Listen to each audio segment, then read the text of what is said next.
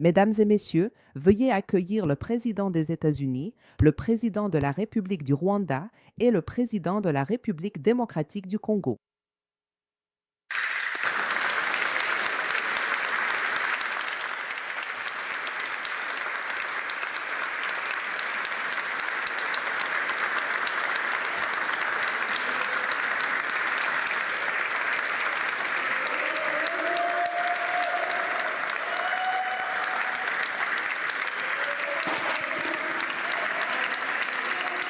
Eh bien, merci beaucoup. Wow! C'est un beau bâtiment, je dois dire. Donc, c'est une occasion spéciale pour de nombreuses raisons, mais la principale, c'est que c'est la première fois que nous utilisons ce bâtiment pour la paix. Et tout ça, c'est pour la paix. Et c'est un grand honneur. Et Marco, vous avez fait un travail fantastique en le préparant, mais c'est un bâtiment spectaculaire et nous l'apprécions tous. Et chose très importante, nous mettons fin à une guerre qui dure depuis des décennies, avec des millions et des millions de morts. Et ces deux messieurs ont passé beaucoup de temps en coulisses à se parler et dans le bureau ovale. Nous étions ensemble dans le bureau ovale. C'était magnifique. Et je pense que c'est une journée très importante. Nous avons d'autres dirigeants d'autres pays et vous avez dit de si belles choses. J'aimerais beaucoup que vous veniez. On va finir. Et ensuite, j'aimerais que vous veniez. Et si vous pouviez, que vous répétiez les mots que vous venez de dire en coulisses. D'habitude, ça ne marche pas, vous savez. D'habitude, ça n'arrive jamais. Je me suis dit, oh, ils l'ont bien mieux dit avant, mais vous ferez sans doute encore mieux ici. Mais j'aimerais que vous disiez ce que vous avez ressenti, parce que c'est une journée incroyable. Un grand jour pour l'Afrique, un grand jour pour le monde et pour ces deux pays. Et ils ont tant de raisons d'être fiers. Et je veux remercier les dirigeants, je veux remercier infiniment. Ça signifie peut-être encore plus parce que nous sommes ici ensemble pour la toute première fois dans ce bâtiment. Un bâtiment tout neuf, magnifique. Je ne peux pas vous dire combien il a coûté parce que j'ai entendu dire que c'est beaucoup. D'accord? Ils ne construisent pas pour pas cher ici. Mais je veux juste vous remercier infiniment. Alors, s'il vous plaît, asseyez-vous tout le monde. Je veux remercier tout le monde d'être ici. C'est une occasion mémorable. C'est un cadre vraiment incroyable. J'ai vu très peu d'endroits comme celui-ci. En cette saison sainte, nous nous préparons à célébrer la naissance du prince de la paix. Nous sommes venus à l'Institut des États-Unis pour la paix pour signer un accord historique qui mettra fin à l'un des conflits les plus longs du monde, avec bien plus de 10 millions de morts. Aujourd'hui, nous nous engageons à mettre fin à des décennies de violence et d'effusion de sang et à entamer une nouvelle ère d'harmonie et de coopération entre la République démocratique du Congo et le Rwanda. Je veux remercier les deux dirigeants courageux. Ce sont des dirigeants courageux. Vraiment des dirigeants courageux, des gens formidables.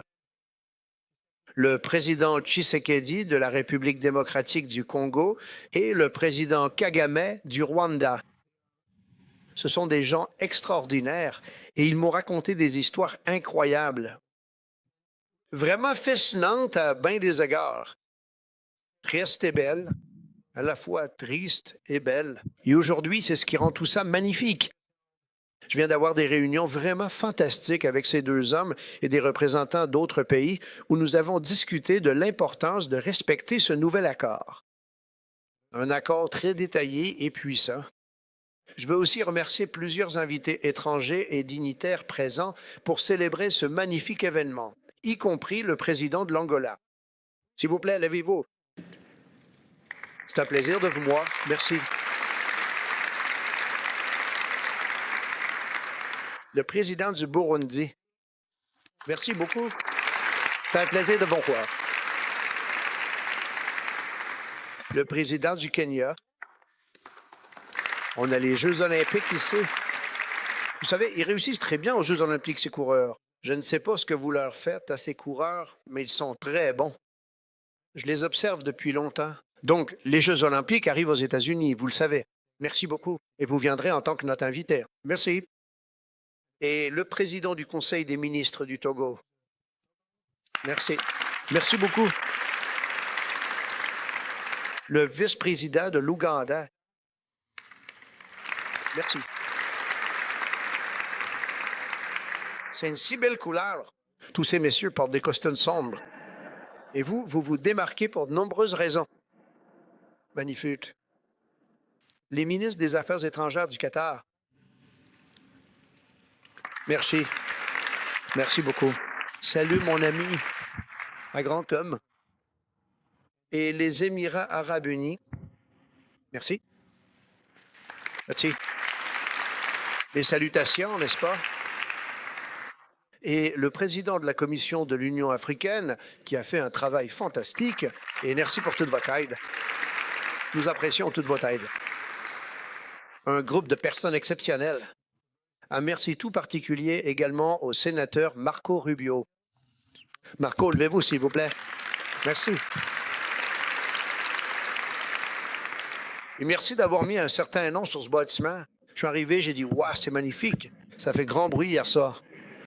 On m'a dit que c'est un grand honneur. Ça l'est vraiment. Donc, ce bâtiment, c'est un grand honneur. Merci beaucoup. Je suppose que vous y êtes pour beaucoup. Juste un peu mieux. Oui. Merci. J'apprécie. Et le conseiller principal pour l'Afrique, Massad Boulos, qui a été fantastique. Merci, Massad. Toutes ces personnes, chacune d'entre elles, ont été indispensables pour forger cet accord. Permettez-moi aussi de saluer les sénateurs Mike Rounds et Lindsey Graham. Lindsey, merci. Mike, où que vous soyez. Merci. Merci, Mike. Le représentant, Ronnie Jackson. Oui, Ronnie. Ronnie est un type formidable. Il a remporté son élection au Texas avec 48 points d'avance, n'est-ce pas, Ronnie? Donc, je n'ai pas à me demander si... J'ai même plus besoin de le soutenir. Ça n'a pas d'importance. On économise le papier, n'est-ce pas? Excellent travail. Chris Smith? Chris? Merci, Chris. Super. Bon travail. Trincali. Feint? Merci beaucoup. Merci. Et le président par intérim de l'Institut pour la paix, Darren Beatty. Merci, Darren. Merci beaucoup. Merci beaucoup, Darren. Depuis plus de 30 ans, l'un des pires conflits de la planète fait rage dans l'est du Congo. Des millions et des millions de personnes ont été tragiquement tuées. Ça a duré une éternité. Et d'innombrables autres ont été déplacés de leur foyer. Des familles ont été détruites. Ça a été un désastre. De nombreuses administrations ont essayé, probablement pas avec beaucoup d'ardeur, sachant qui m'a précédé. Mais ils ont essayé. On dit qu'ils ont essayé. Mais nous avons redoublé d'efforts pour mettre fin à ce conflit. Mais ils ont accompli, de toute évidence, très peu de choses, car les massacres se sont poursuivis à des niveaux qui n'ont fait qu'empirer. Et aujourd'hui, nous réussissons là où tant d'autres ont échoué. Et c'est devenu la 8e guerre à laquelle nous avons mis fin en moins d'1 an. C'est une chose tellement excitante à faire. C'est vraiment parce que nous parlons de 30 ans de combat, 30 ans, bien plus de 10 millions de vies. En juin dernier, grâce aux efforts du secrétaire Rubio et de M. Boulos, le Rwanda et la RDC ont conclu un accord historique pour avancer vers la paix. Ils ont entamé le processus. J'ai rencontré certains de leurs grands représentants qui sont également ici. Et nous avons entamé un grand processus. Le pacte que nous signons aujourd'hui, qui sera connu sous le nom d'accord de Washington, tout le monde a plutôt aimé ce nom, officialise les termes convenus en juin, notamment un cessez-le-feu permanent, le désarmement des forces non étatiques, des dispositions pour le retour des réfugiés dans leur foyer et la justice et l'obligation de rendre des comptes pour ceux qui ont commis des atrocités illégales. Très important, cet accord crée également un nouveau cadre pour la prospérité économique. Il y a une richesse énorme dans cette terre magnifique. C'est une terre magnifique, mais elle était terriblement souillée de sang, d'énormes quantités de sang. Mais dans la région, pour soutenir une paix durable, la République démocratique du Congo et le Rwanda ont convenu d'intégrer plus étroitement leurs économies plutôt que de se battre. Et c'est ce qu'ils vont faire. Et ces deux messieurs sont très intelligents et je pense qu'ils se sont beaucoup appréciés. J'ai passé du temps avec eux. Je pense qu'ils se sont appréciés. Certains seront peut-être surpris. Je le pense vraiment. Je pense qu'ils ont passé beaucoup de temps à s'entretuer. Et maintenant, ils vont passer beaucoup de temps à se prendre dans les bras, à se tenir la main et à profiter des États-Unis d'Amérique sur le plan économique comme le font tous les autres pays. Alors, ils vont très bien s'en sortir. Mais ils ont des choses de valeur, de très grande valeur. Ils vont avoir beaucoup d'argent et beaucoup de succès. Et je pense qu'ils vont très bien s'entendre. C'est ce que j'espère. Merci beaucoup. Regardez-les. Regardez comme ils s'aiment. Merci. Alors, j'ai une grande confiance dans les deux dirigeants. Nous tiendrons ces engagements. Je sais qu'ils les tiendront et qu'ils respecteront l'accord pour créer un avenir bien plus radieux pour les peuples de leur pays. Et ce sont des héros dans leur pays grâce à aujourd'hui. C'est une grande nouvelle, hein. Et on écrit et on dit tellement de choses. Tous les journaux télévisés en font leur une. Et ce sont des héros. Et nous voulons que ça reste ainsi. Aujourd'hui, les États-Unis signent également leurs propres accords bilatéraux avec le Congo et le Rwanda, qui ouvriront de nouvelles opportunités pour les États-Unis d'accéder à des minerais essentiels et d'apporter des avantages économiques à tout le monde. Et nous serons impliqués. Nous envoyons certaines de nos plus grandes et meilleures entreprises dans ces deux pays. Et nous allons extraire une partie des terres rares, extraire une partie des actifs, payer, et tout le monde va gagner beaucoup d'argent. Ce ne sont que deux des nombreux nouveaux accords relatifs à l'approvisionnement en minerais que mon administration a conclus cette année, notamment avec l'Australie, le Japon, le Kazakhstan, la Malaisie, la Corée du Sud et de nombreux autres pays. Avec tous ces accords, nous forgeons de nouveaux partenariats de sécurité économique qui protègent les intérêts de l'Amérique, de nos amis et de nos partenaires. Et un élément central de la stratégie de sécurité nationale de mon administration, dont une grande partie concerne les droits de douane. Nous percevons des milliers de milliards de dollars de droits de douane. Personne n'a jamais rien vu de tel. Et cela nous a donné une très grande sécurité nationale. Nous allons rembourser la dette. Nous allons faire des distributions aux gens. Et nous, nous faisons vraiment du bon travail. C'est incroyable. J'étais avec un monsieur, le futur roi d'Arabie Saoudite. Et vous m'avez déjà entendu dire, mais il y a 2 mois, quand j'étais là-bas, il a dit, et d'ailleurs, le Qatar est représenté aujourd'hui, et vous, les Émirats arabes unis. Et votre dirigeant a dit la même chose, avec d'autres mots, mais la même chose, qu'il y a 1 an, il pensait que notre pays était mort. Et maintenant, notre pays est le plus en vogue au monde. Nous sommes le pays le plus en vogue au monde. Personne n'a jamais rien vu de tel. Nous avons plus de 18 000 milliards de dollars en seulement 10 mois promis ou en cours d'investissement ou promis d'être investis aux États-Unis. Pensez-y, 18 000 milliards. Le montant le plus élevé qu'on a jamais eu est de 1 500 milliards. Sous l'administration Biden, ils ont fait bien moins de 1 000 milliards en 4 ans. Pensez-y. Donc, ils ont fait moins de 1 000 milliards en 4 ans. Nous avons 18 000 milliards en 10 mois. Et ça va être bien plus que ça aussi. Aucun autre pays dans l'histoire ne s'en est jamais approché, quel que soit le pays que vous choisissiez. Alors, je veux vous remercier à nouveau, à tout le monde, pour votre grande vision. Et je veux remercier les gens, surtout ceux que nous avons nommés. Certains des autres que nous n'avons malheureusement pas nommés, on ne pouvait pas le faire. Mais pour votre vision et pour votre courage, car cela a permis de commencer à guérir de vieilles blessures, à transcender les différents passés et à créer un avenir où chaque enfant de Dieu peut vivre dans la dignité, la prospérité et la paix. Et ce sont 2 hommes très bien et ce sont 2 pays potentiellement très puissants.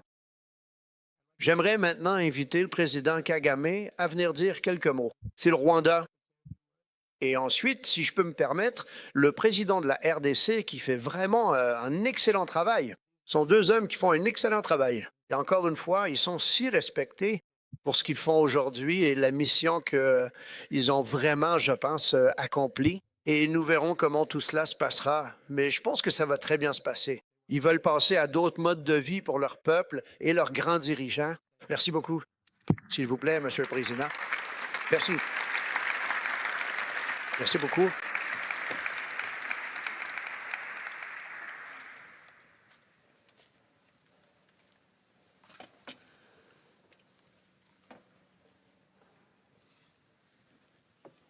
Excellence Donald Trump, président des États-Unis d'Amérique. Excellence, chef d'État et de gouvernement et ancien chef d'État, distingués invités, Mesdames et Messieurs. Avant tout, je voudrais commencer par quelques mots de remerciement. J'aimerais exprimer ma profonde gratitude à tous. Gadol! À mes homologues, chefs d'État et de gouvernement d'Afrique, votre présence ici confirme que les efforts bénéficient du large soutien nécessaire à leur succès, qui sont essentiels pour garantir leur réussite, ce qui est fondamental pour atteindre les objectifs fixés. Je remercie également le ministre d'État Khalifa, représentant Son Altesse le cheikh Tamim Ben Hamad du Qatar. Le rôle du Qatar a été absolument essentiel pour que nous en arrivions là. Mais bien sûr, les plus grands remerciements vont à ce sujet au président Donald Trump pour son leadership exceptionnel et son engagement remarquable. Personne n'a demandé au président Trump de se charger de cette tâche. Notre région est loin de faire la une des journaux. Mais lorsque le président a vu l'opportunité unique et précieuse de contribuer à la paix durable et à la stabilité, il l'a saisi sans la moindre hésitation. Ce conflit, qui oppose les deux parties, dure depuis déjà 3 décennies.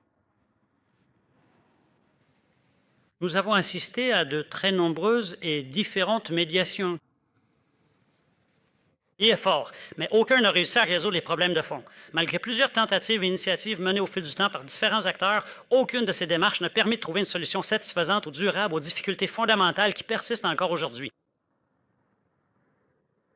Le président Donald Trump a introduit au cours de son mandat une dynamique nouvelle, innovante et particulièrement efficace qui a véritablement créé l'espace nécessaire et même indispensable à des avancées décisives et significatives dans de nombreux domaines importants. Son approche est impartiale, ne prenant jamais parti. Il nous oriente résolument vers l'avenir et non vers le passé, soulignant de manière très claire et explicite que le dividende de la paix, c'est-à-dire les bénéfices et les avantages qui découlent d'une situation pacifique, se traduisent par la prospérité économique, le développement durable et l'investissement à long terme, y compris de la part des États-Unis d'Amérique, qui jouent un rôle important dans ce processus. Ce message met en avant l'importance de regarder vers l'avenir pour construire un monde meilleur. Plus important encore, l'approche du président Trump est pragmatique. Le processus n'est pas devenu une fin en soi, c'est-à-dire qu'il n'a pas été poursuivi pour lui-même, mais il a toujours été considéré comme un moyen d'atteindre un objectif plus large ou plus important. Tous ces éléments ont été soigneusement transmis à son équipe dévouée et compétente, et je tiens ici à remercier tout particulièrement le secrétaire Rubio. Monsieur Massad Boulos, un noté et influentiel businessman et entrepreneur. Nous n'aurions pas pu être là, nous ne serions pas ici aujourd'hui sans leurs efforts constants, leur dévouement et leur travail acharné. Et en conséquence, nous avons devant nous le chemin le plus clair, le plus évident et le plus viable que nous ayons jamais eu. Ces accords apportent absolument tout ce qui est véritablement nécessaire pour mettre fin à ce conflit une bonne fois pour toutes. Si jamais cet accord échoue, par exemple, et que les choses ne se déroulent pas exactement comme prévu, éventuellement, la responsabilité en ce qui concerne cette situation particulière n'incombera pas, par exemple, au président Trump, mais à nous-mêmes. Il nous appartient, en Afrique, en collaboration avec nos partenaires, de consolider et d'élargir cette paix. Il y aura des hauts et des bas au fil du temps sur le long chemin que nous aurons à parcourir ensemble. Cela ne fait absolument aucun doute, c'est une certitude. Le Rwanda, je me sais, ne manquera pas à l'appel. Je peux vous l'assumer. Notre seul objectif, la mission principale qui est et a toujours été d'assurer la sécurité de notre pays, consiste à protéger notre nation et ses habitants en veillant constamment à leur bien-être et à leur tranquillité, surtout après avoir enduré tant de tragédies, de moments difficiles et d'épreuves marquantes qui ont profondément affecté notre histoire collective. Désormais, nous voulons sincèrement et résolument nous tourner vers l'avenir, avec la ferme espérance d'un avenir prospère et stable. Monsieur le Président, Excellences, je vous remercie de votre aimable attention.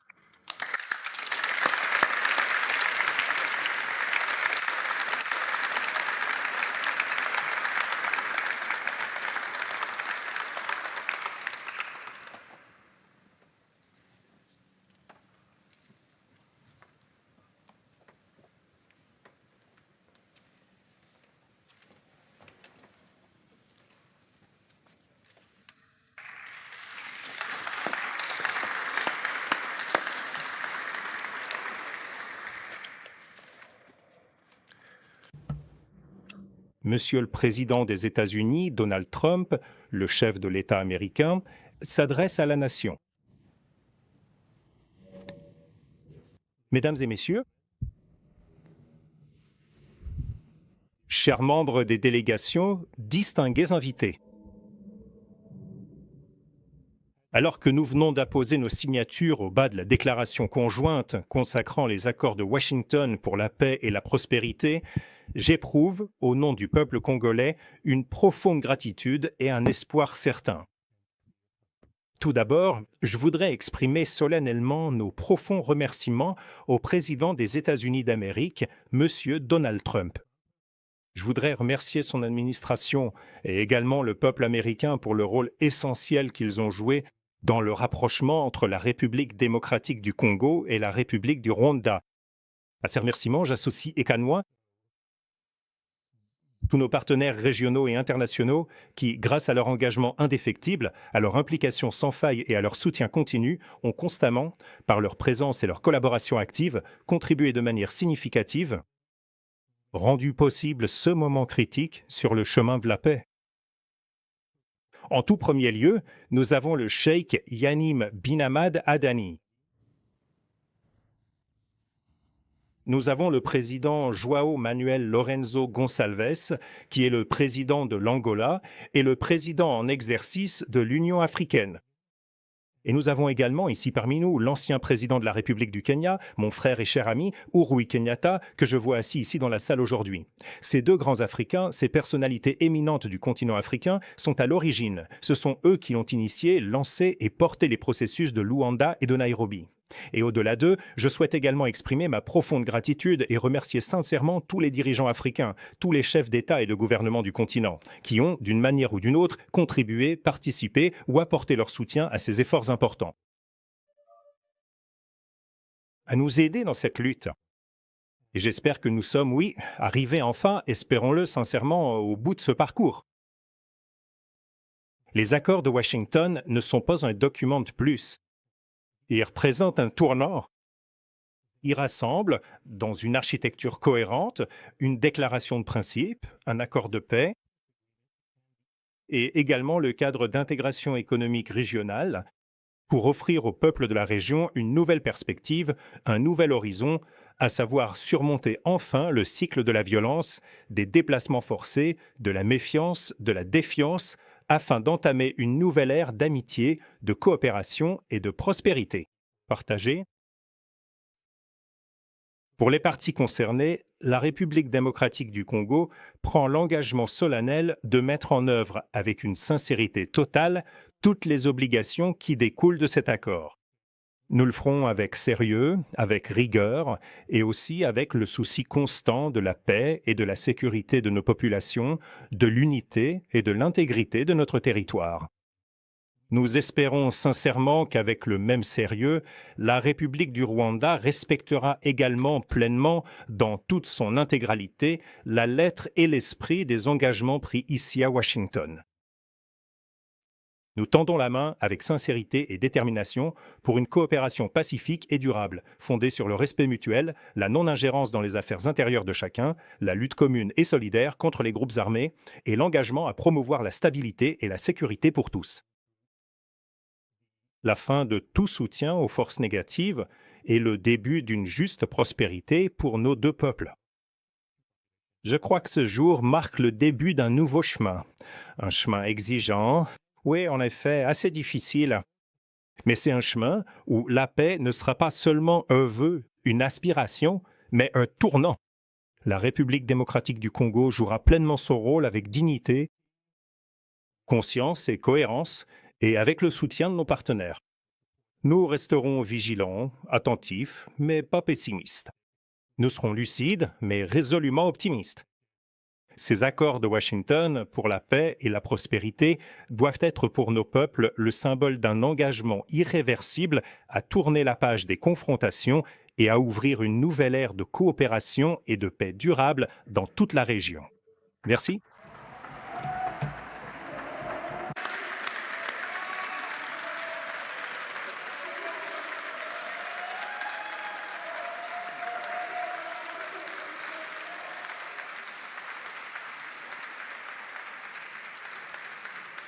Alors, si je peux me permettre, mes 4 nouveaux amis, dans certains cas, pas si nouveaux. Pourriez-vous monter, s'il vous plaît? Ça ne vous dérange pas? S'il vous plaît.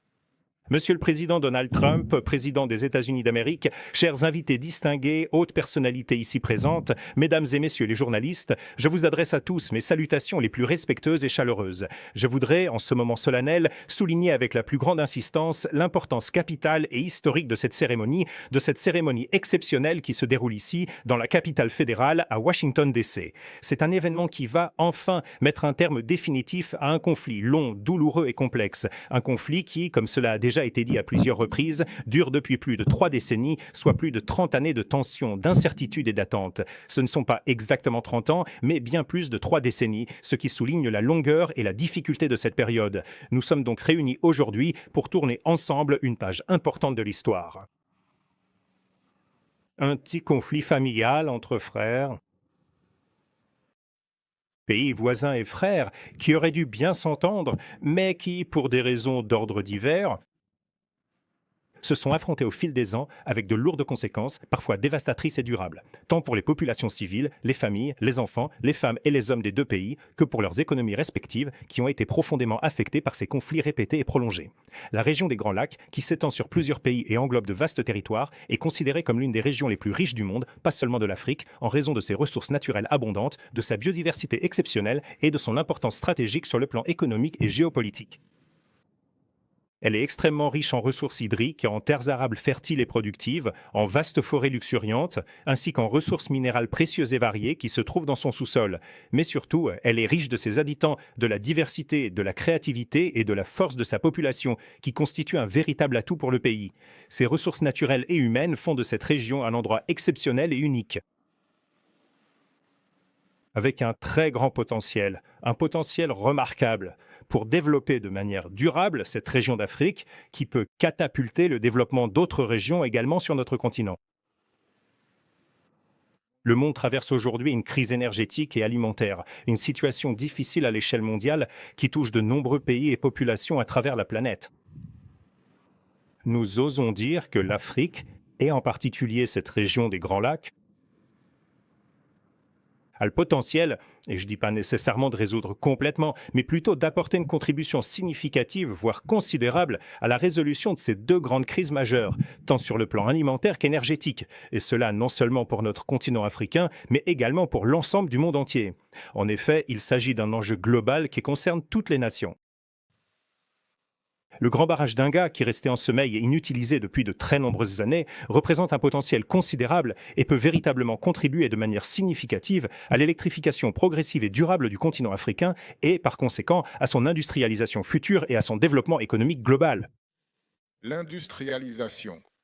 En termes d'agriculture, le fait d'avoir des terres arables, une pluviométrie relativement régulière et abondante, permet de développer la production agricole dans ces régions pour nourrir le continent. Et rien de tout cela n'a pu être fait pendant de très longues décennies, à cause de ce conflit insensé, un conflit persistant qui a empêché toute avancée, bloqué de nombreux efforts et freiné le progrès de générations entières. Ce conflit, qui a profondément marqué l'histoire et la vie de tant de personnes, semblait ne jamais devoir se terminer. Mais aujourd'hui, enfin et heureusement, il semble toucher à sa fin. Ici même, à Washington, D.C., dans la capitale des États-Unis, un lieu chargé de symboles et d'espoir pour l'avenir. Nous avons cherché à faire notre part. Et quand je dis nous, je fais référence à l'Angola, au Kenya et à d'autres pays africains également. Nous avons cherché à faire de notre mieux pour arriver à ce moment. Malheureusement, cela n'a pas été possible, mais nous ne pouvons que sincèrement remercier, avec gratitude, le président Trump d'avoir poursuivi le travail que nous avons accompli et d'être parvenu à ce résultat dont nous sortirons tous gagnants. Donc, encore une fois, le président Trump a fait sa part et nous espérons et nous croyons que c'est ce qui va se passer, que les deux parties, c'est-à-dire les autorités de la République démocratique du Congo et de la République du Rwanda, feront aussi leur part pour la mise en œuvre réussie de cet accord. Une chose est de signer un accord, une autre, qui est plus difficile mais possible s'il y a une volonté politique, est de mettre en œuvre en temps voulu tout ce que nous avons convenu et signé. Félicitations à tous. Merci beaucoup.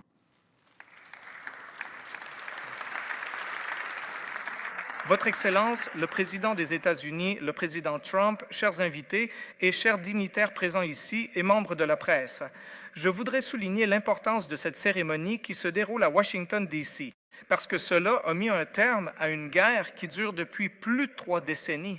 Car ce n'est pas exactement 3 décennies, mais plus de 30 ans. Et c'est un conflit qui a existé entre 2 pays voisins qui se sont battus pendant de nombreuses années avec des conséquences sur les peuples, les pays, les économies, etc. Et ces conséquences ont également été ressenties dans la région des Grands Lacs. Une région des Grands Lacs qui est une région très riche en Afrique, riche en termes de ressources en eau, de terres arables et de forêts, ainsi que de ressources minérales qui sont importantes pour le développement de notre région. Et il est important que nous soyons parvenus à ce point où l'accord a été signé. Un accord de paix qui profitera immensément à toute la région et qui libérera les opportunités pour le développement de notre continent et qui aidera également le monde entier à lutter contre la crise alimentaire et la crise énergétique que le monde entier traverse actuellement. Nous pensons que la région des Grands Lacs devrait jouer un grand rôle en fournissant des ressources à la communauté internationale. Et bien sûr, la résolution de ce conflit aidera également à résoudre d'autres crises, non seulement sur le continent, comme nous le savons, mais dans le monde entier. Par exemple, le projet hydroélectrique du Grand Tenga au Congo est important. Il peut aider à électrifier le continent et, par conséquent, aider au développement de l'agriculture et à fournir des terres agricoles arables et les ressources abondantes que nous pouvons utiliser. Nous savons que l'Afrique possède beaucoup d'autres ressources, comme les précipitations, qui sont importantes pour l'agriculture. Donc, rien ne justifierait cette guerre. Mais au final, le plus important est qu'elle ait pris fin. Nous avons cherché, en tant qu'Africains, à faire notre part. Quand je dis africains, je mentionne des pays comme l'Angola, le Kenya et d'autres pays africains.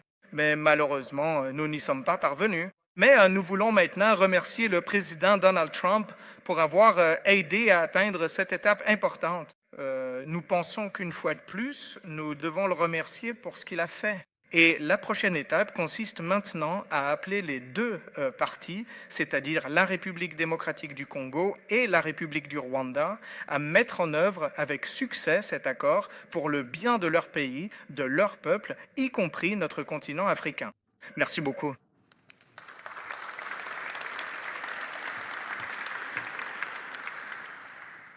Votre Excellence, Monsieur le Président Trump, cher chef d'État, la signature aujourd'hui de l'accord de paix de Washington pour l'Est de la RDC n'est pas simplement une étape diplomatique monumentale.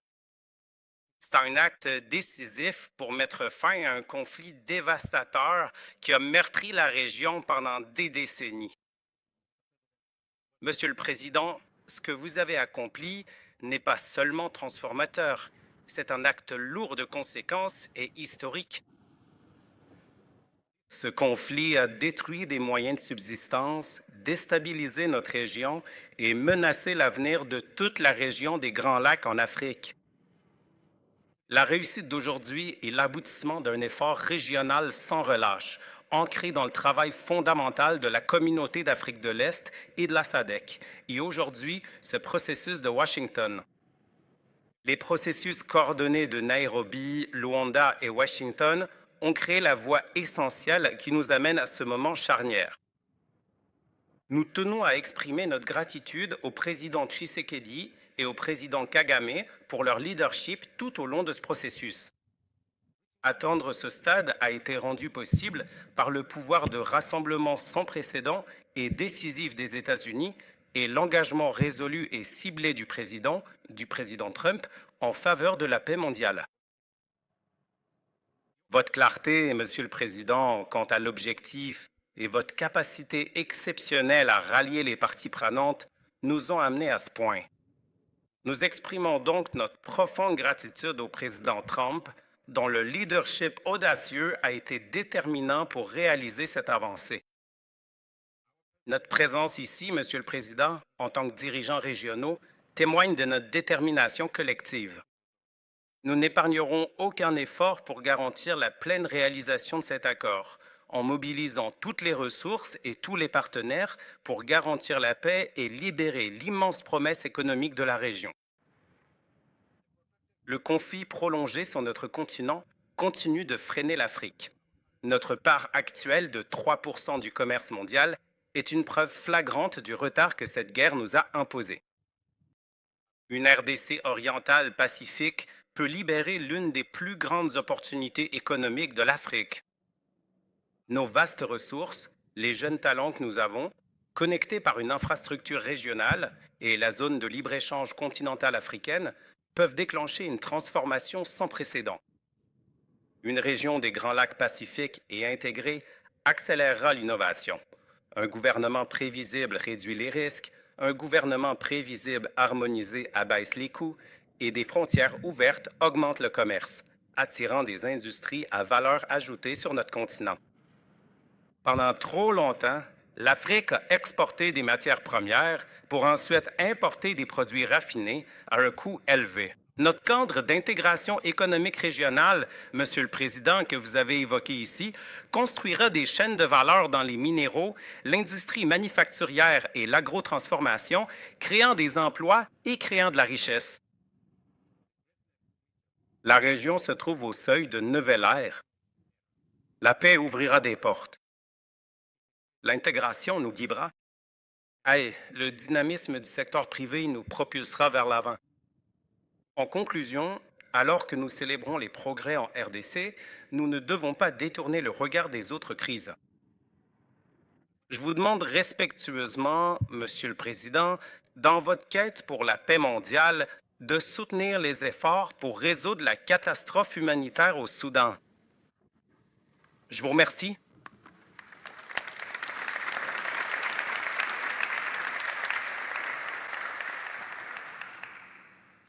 Excellences, le chef d'État et de gouvernement ici présent, Mesdames et Messieurs les distingués invités, chers délégués, honorables représentants de toutes les nations réunies aujourd'hui.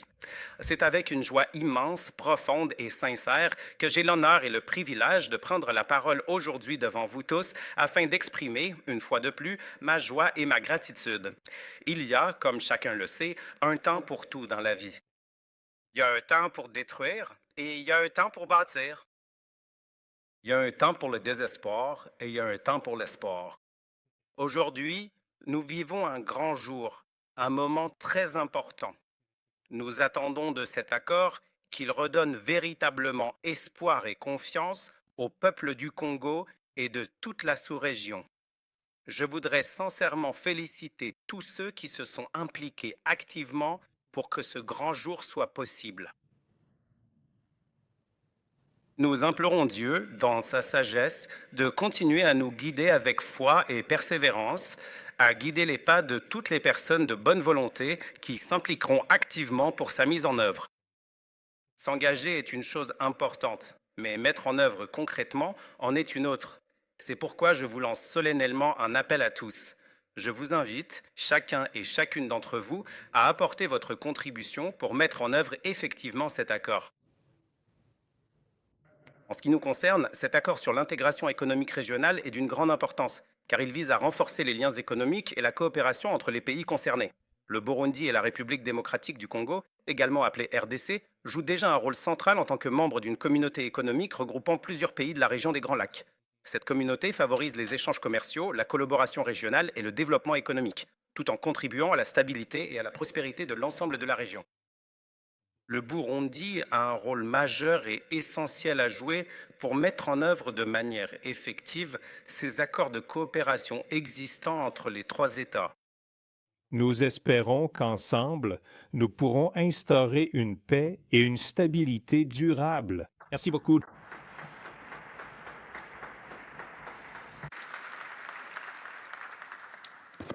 Merci beaucoup. Je voudrais vous présenter un ami à moi que je remarque seulement dans le public. Il est responsable d'un tout petit sport appelé soccer. Ici, soccer. Là, football. Donc, personne ne sait vraiment comment l'appeler. Johnny, merci beaucoup. Le président de la FIFA est ici et je peux vous annoncer que nous avons vendu des milliards de plus que n'importe qui d'autre dans n'importe quel pays du monde à ce stade de la compétition et je pense que nous avons probablement battu tous les records avant même que vous ne vous en approchiez et vous avez un grand événement dimanche au Trump Kennedy Center. Ah, excusez-moi, non, le Kennedy Center. Je suis désolé, j'ai fait une terrible erreur, Marco, au centre-ville de Kennedy, et j'espère vous y voir, mais je tiens à vous féliciter, vraiment. Le monde était englouti par une tempête. Vous n'avez jamais rien fait de comparable à ce qui se passe actuellement en termes de milliards de dollars de vente. Je me fais beaucoup d'ennemis en disant aux gens, désolé, je ne peux pas vous donner des milliards, je ne peux tout simplement pas. Mais félicitations, vous avez fait un travail fantastique. Un grand leader dans le sport et un homme de grande valeur. Merci beaucoup. Johnny. Nous allons signer un accord très important. Merci.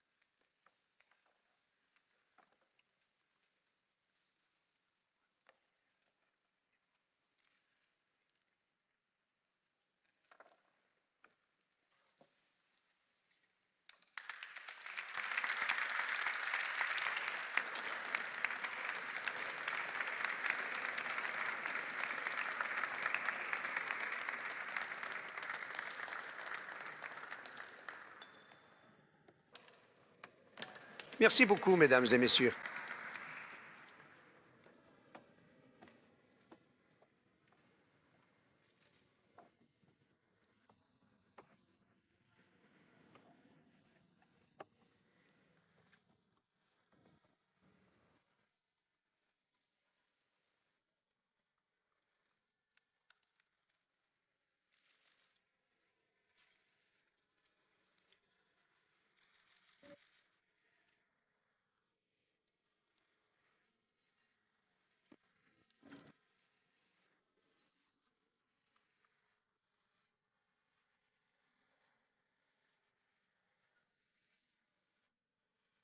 Je pense que vous allez voir très vite et très rapidement, je pense que vous allez voir les choses bouger. C'est quelque chose qui n'était pas faisable selon beaucoup de gens. Et non seulement c'est faisable, mais je pense que ce sera un grand miracle. Ces deux messieurs sont des leaders, ce sont de grands leaders, et ils vont le prouver dans les mois et les années à venir. Et je pense que vous allez voir des résultats très immédiats. Je suis convaincu que c'est ce qui va se passer. Merci beaucoup à tous.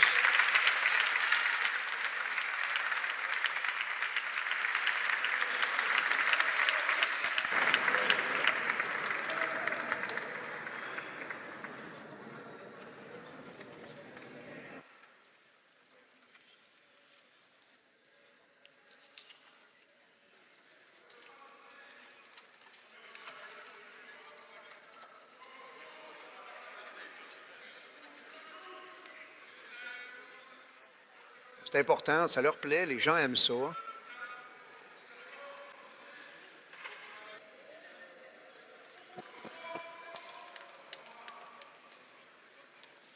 Merci à tous.